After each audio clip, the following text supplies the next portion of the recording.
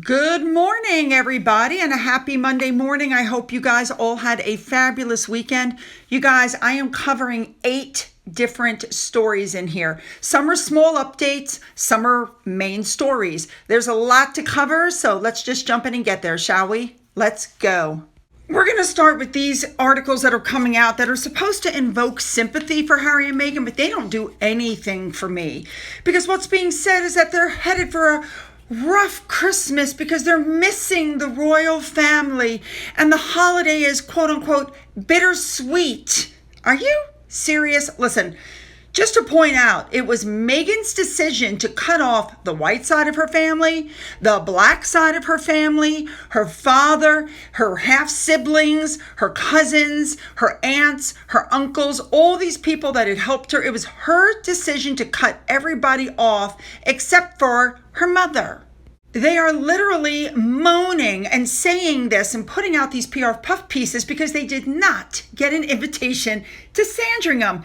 The last time they went was 2018, which was the year they got married. Now remember, when they were invited by the Queen the next year, they said they couldn't because the baby was too small to travel, but then they went off to visit Elton John on his private jet. Come on, guys.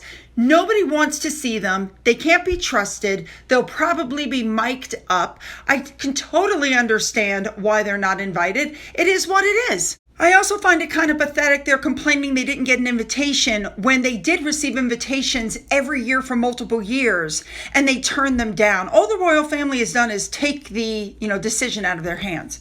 Now let's move on. All right, next up, we know that there's rumors about Harry and Meghan separating. They call it a professional separation. That reminds me of Will Smith and his wife, Gettr, who it turned out had been separated for 10 years, but nobody knew it. They led separate lives. You know what I'm saying? These two, I guarantee you, they are physically separated, which is why you've only seen them together in one video where they both looked quite uncomfortable. And I just wanted to touch on this story really quickly. I just don't understand this. Harry and Meghan suffer a blow because their home remains incomplete. It doesn't take a genius to figure out that they bought a house under construction. The construction has not been finished yet, but hopefully in the next few months will be finished. How that's a blow to them, I haven't quite figured out, but that's the sensationalist clickbait stuff that they put out because people want you to click on their articles. It's not a blow. The house is under construction. All right, let's move on. All right, let's move on to that documentary again. Now, we know that they were going to be doing this documentary on Meghan Markle. We heard they were going to be delving into her life pre-Harry. They've uncovered all this stuff. Then we heard in July that it was being delayed because of some concerns. They needed to do more research. They needed to vet everything with their attorney. And so it looks like, somebody pressed the pause button on the project. So you can imagine everybody's shock when now it comes out that the documentary, which is now titled Harry, the Lost Prince, is going to be about Harry and Meghan's life post-royalty in California, the challenges they faced, their strained royal family relationship after the death of Queen Elizabeth, King Charles's health issues. In other words, the entire narrative of the documentary has changed. It's a 45-minute long film, and the question is, did Harry and Meghan find freedom? Did they launch themselves as financially independent, globally influential entities? And apparently, according to the last question, the documentary filmmakers said no. They're trying to salvage this film. Everybody was expecting something completely different. So what they're trying to say now is that Harry and Meghan set the bar so high and they wanted to be global benefactors who bring about change, and they have not lived up to this image. But that has nothing to do with what they said the film was initially about. Nothing at all. It's become a nothing burger. All right, let's move on.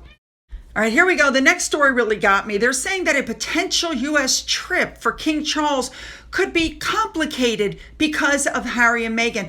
Well, you know what? I'm going to say, yes, I agree with that. Because while King Charles is due to return to his regular duties, whenever anybody from the royal family steps foot on American soil, which is where Harry and Meghan feel like they've planted their flag, and anybody else comes, they do everything possible to scuttle their visit. Let's not forget when William and Catherine landed in Boston for Earthshot Prize, Harry and Meghan very quickly made sure that Netflix dropped the trailer for their Netflix Winefest. Then, like the next day, they dropped the promo for the Invictus Games, which of course had Meghan in it. Then, like later on in the same day, Meghan released a picture of Archie that was taken during a Zoom call. And let's not forget Meghan's good friend Meeson Harriman, who happens to know Sister Space, and we all know what happened there. That was a total setup. So I can see why Charles wouldn't want to come to the U.S. All right, this next story, I literally laughed because remember in The Spare, Harry whined that William got more sausage on his plate than him. Well, believe it or not, the former royal butler, Paul Burrell, has absolutely come out and said that Harry and William received different sized portions at mealtime as young children. That William, who's 2 years older, often had bigger portions of breakfast than Harry. Okay, so let me speak. When my children were young, when my oldest was 4 and my youngest was 2, my 4-year-old could eat twice what my 2-year-old ate. So he got more breakfast than the 2-year-old, so food wouldn't go to waste. That's what I think was going on. But of course, Mr. Burrell has said, when I look back now, I think maybe that was a glimpse of the dynamic at play. Because one time I saw the nanny give William 3 sausages at breakfast and Harry had 2. And Harry would look at his plate and say, how come he gets 3 and I only get 2? I mean, are you kidding me? He was a much smaller child. He couldn't eat as much. What a joke. All right, let's move on.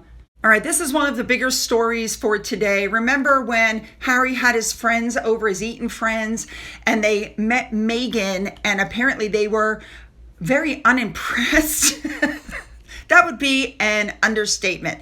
His friend's circle got very distant after they met Meghan, and she had the nerve to reprimand them over jokes that they made about feminism and transgender people. So they made a joke. Okay, so afterwards, as they left, they apparently were texting back and forth, whispering that Harry was effing nuts to be dated her. They said she acted princessy, she acted woke, she had no sense of humor whatsoever. Now, there was a shooting party at Sandringham. Harry invited 16 of his friends. Remember, shooting was a long-time hobby for Harry, and he looked forward to, the bantering and the drinking with his friends while they shot there. They went there with the Queen's permission. It's a 20,000-acre Norfolk estate, which has some of the best shooting locations in England, okay? So most of the crowd were friends from Eton, and they were all bonded by principles and loyalty, etc., etc. So the plan was to meet for dinner Friday night, go out shooting on Saturday, and then leave after lunch on Sunday. But nobody anticipated how Meghan was going to behave. So if you can imagine every single guest that was there that said something that Meghan didn't like, she challenged them. Every single guest, I would have left. I would have told her off and said, who do you think you're talking to? She reprimanded them over and over and over about the slightest inappropriate nuance, that nobody was exempt. Now, remember, I've told you guys before that she's got some sort of mental illness because she gets offended over the least offensive things. Some of Harry's friends just basically came out and said that she was a total nightmare. So these were Harry's closest friends, and they were really excited to meet Meghan, and what they said was that she wasn't interested in any of us. So Harry's running around saying, well, I lost all my friends because I stepped down as a royal. That's really what it is. That is not what it is. You lost your friends because they hate your wife. You are the only person, Harry's the only person who likes her. The family hates her. His friends hate her. He's lost all of his long-term friends because of her. She has isolated him.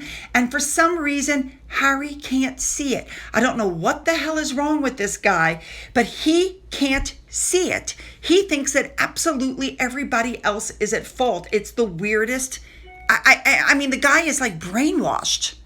Now, to top it all off, Harry, who has been hunting since he was a small child, apparently, allegedly, it's being reported, gave up hunting because Meghan didn't like it. He had a pair of handmade hunting rifles that allegedly, supposedly, were given to him by Prince Philip, and instead of passing them on to somebody else, he sold them in a private deal 5 months before they left for Canada and then to the United States.